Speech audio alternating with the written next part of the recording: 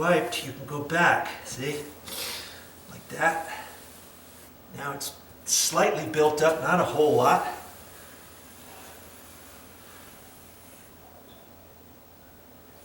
Okay, there. That's all you have to do. That's it. Okay?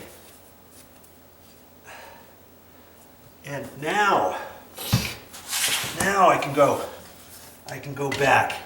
And this one looks pretty tight along that inside edge, but it still has a black line, because whenever you put trim up and it's wiped, wherever it touches, it's going to show a black line, no matter what.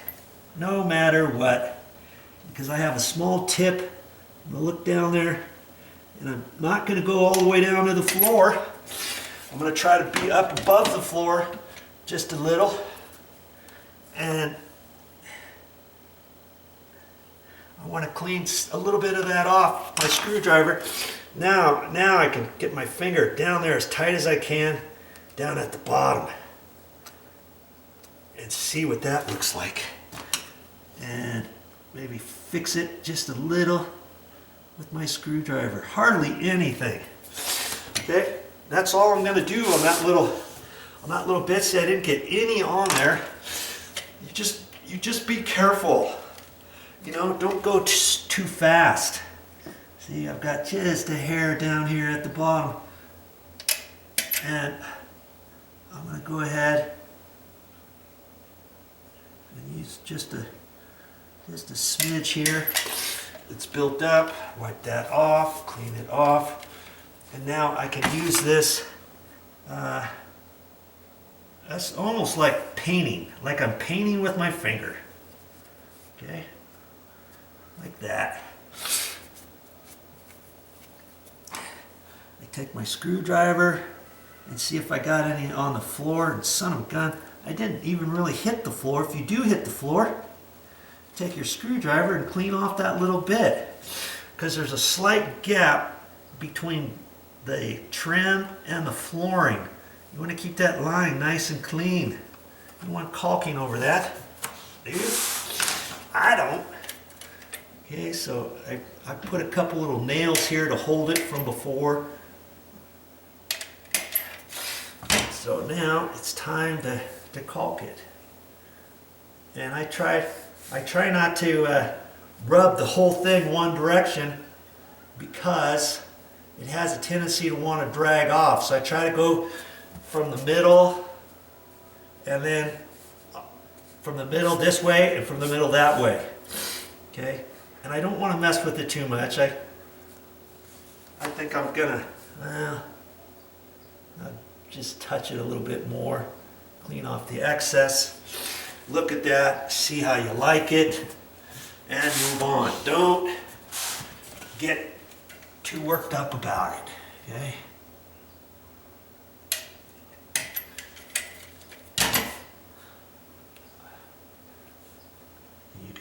You can get this stuff cleaned off it.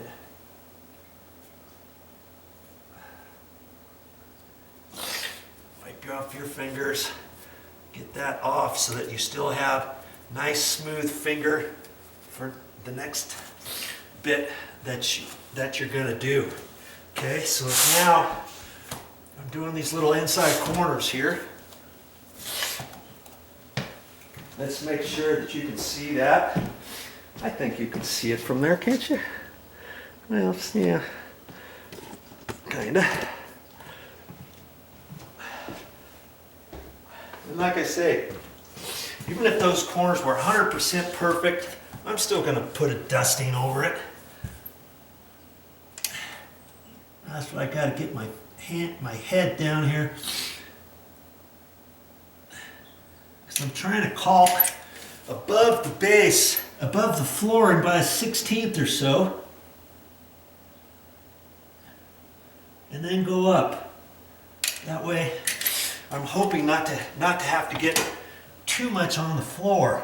Now I can just push my finger right down tight to the floor and move it up. That off. Go from the top down. Try to keep all that off.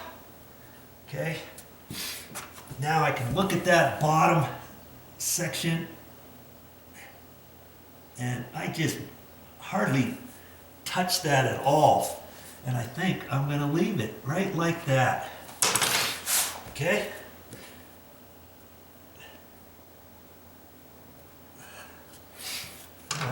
That one looks pretty good. Just like that. And I'm good to go on those two. Okay? You don't have to do a whole lot. And now I'm going to come back on this wall and see. I thought I had another nail somewhere on it, but I don't think I do. I think it was a joint.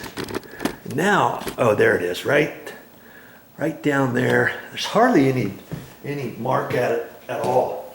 So I'm going to have to look at it, make a determination. Should I put some caulking here or not? It looks like just a line. I'm gonna put just a little. And I don't need much. Okay. I'm just gonna use my finger kinda as a paintbrush, so to speak, and then try to get it off. Just make a little line of it. Okay. And when it dries, it should be fine. That's all I'm gonna do with that.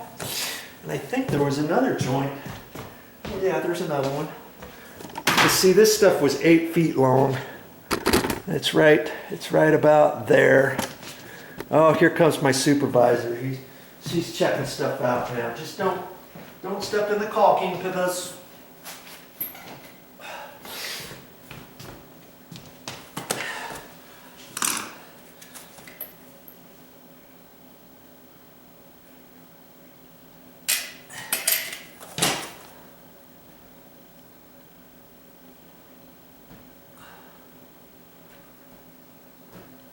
okay. Let me make the attempt. When you feel you can't do any better, just leave it. Don't mess with it too much. Okay? All right. I mean, how long did that take, really? See, I've got it right there in the corner. And this is all nicely done, this one little section. And so now I've got to remember to leave that masking tape there, just like that, until this caulking dries and skins over. Then I can kind of lift that over. This will skin over in probably, I don't know, half hour, 45 minutes, depending on your weather conditions, your heat, how hot it is in your house. If it's freezing cold, yeah, it's going to take longer. This is not going to set up until overnight. Okay. And you remember, I've got the caulking underneath that too. So now I've got 2 layers of caulking holding that quarter round down.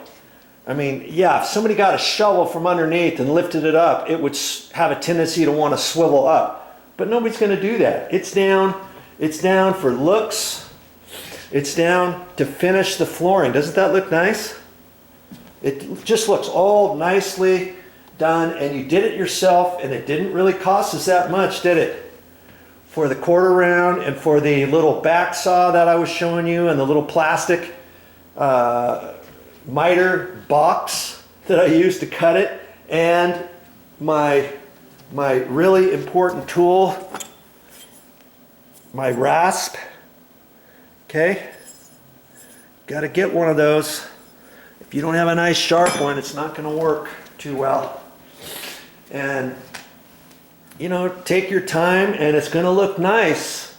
And you did it yourself. If somebody would install just the quarter round on just this room, well, down this floor, down on the first floor, okay, all the stuff that I did, and in the bathroom up in here, and in that storage room, and all that, and had to come back and clean it off and caulk it, and all that. I don't know how much they would charge you. $250? Maybe more.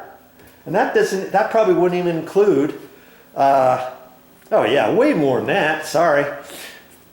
I'm gonna guess $400, $450. maybe even more than that, because it's tedious, it's time consuming, and it needs to look nice when it's all done, and it's got to be caulked, and you can't just do it in a day, okay? And I mean, look how clean that looks without the nails. And if you had, speaking of nails, because this quarter round is so small, I mean, we use 5/8 quarter round instead of 3/4 inch, okay? But can you imagine trying to get your brad nail gun down there exactly where you need to go, especially if your baseboard is above your flooring by a 1/4 inch? You've got 3/8 of an inch from the top of your quarter round to the bottom of your baseboard. So you've got to raise it up, and you're barely hitting that. You could have a tendency to split the top of your quarter round off. If you get the nail down too far, it's going to go underneath your baseboard, or it's going to hit the last 1/8 inch of your base or 1/16 of an inch of your bottom of your baseboard. It's going to split that off, and it's not going to hold very, very nicely. You see what I'm saying?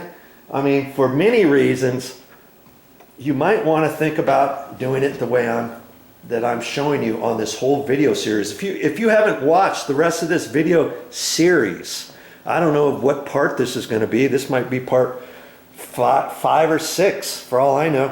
Watch the whole thing. Get a few laughs along the way, but you take a look at this after this. Well, after it dries, it doesn't even have to dry. You just take a look at it now. Doesn't that look nice? I mean, come on. You save yourself a lot of money by doing it yourself and doing it so it looks right.